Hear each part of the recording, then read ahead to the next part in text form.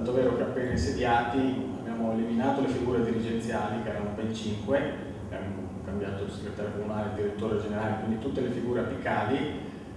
Ad oggi questa scelta ci ha fatto risparmiare oltre 600.000 euro, però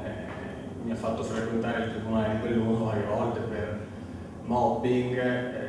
dimensionamento, pressioni psicologiche, questioni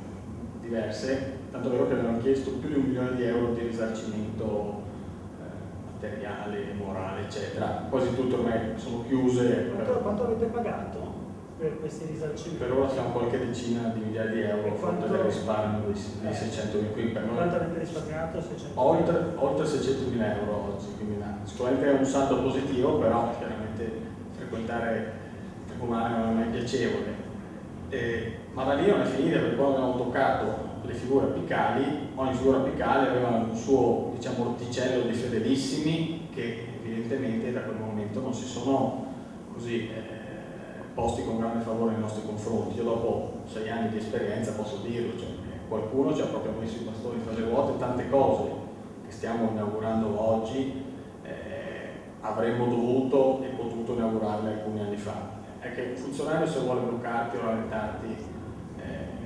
al coltello a parte il mango, basta che la pratica da qui finisce qua sotto e perdi un mese, basta che non metta il timbro prima di andare in ferie e perdi un altro mese, oppure che di proposito mandi documento alla regione, alla sovrintendenza incompleto, così dopo 30 giorni ti ritorna indietro e ti dicono guarda che è incompleto, e intanto il tempo passa, la volta gira. Del resto la grande accusatrice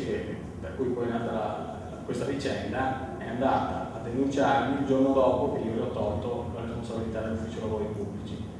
denunciandomi di cose di un anno e passa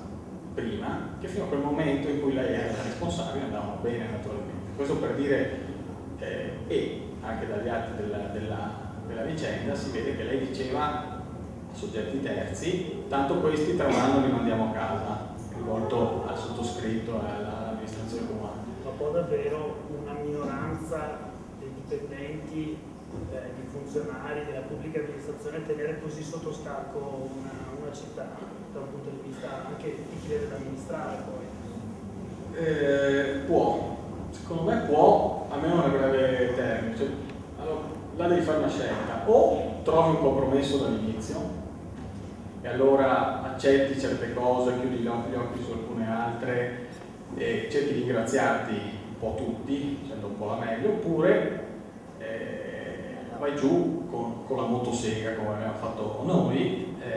però cercando di isolare i bravi dai meno bravi, i collaborativi dai meno collaborativi, quelli che si rapportano con l'educazione con la gente da quelli che invece si credono i proprietari del proprio ufficio,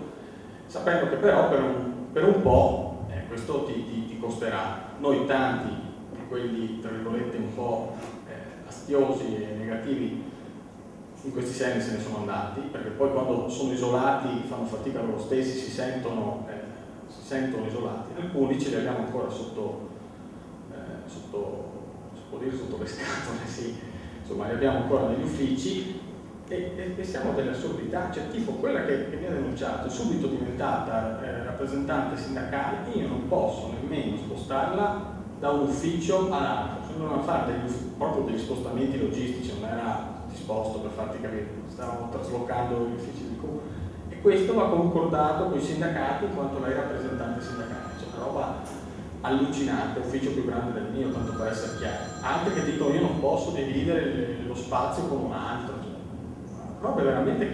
che se non ci credi, tanto è vero che io a loro glielo dico in faccia, poi intanto lo dico anche sui giornali, ci sono alcuni che se fossero nella vita reale nel settore privato durerebbero 5 minuti prima di essere spediti. Qui hanno il posto garantito, 1000 diritti e non puoi fare quasi niente se non puntare su quelli bravi a cui purtroppo non puoi dare premi monetari perché lo stipendio è in base all'inquadramento, però puoi dare comunque soddisfazione, puoi farli sentire partecipi di un progetto di cambiamento ed è il motivo insomma per cui io parlo bene della maggior parte dei dipendenti comunali, ci ho fatto 100, credo che un'ottantina almeno siano persone che riconfermerei subito, ma se mi dicessero puoi mandarne via 20 e sostituirle con 5, ma lo farei subito, cioè, e lo farei migliorando nettamente i servizi del comune, però posso fare.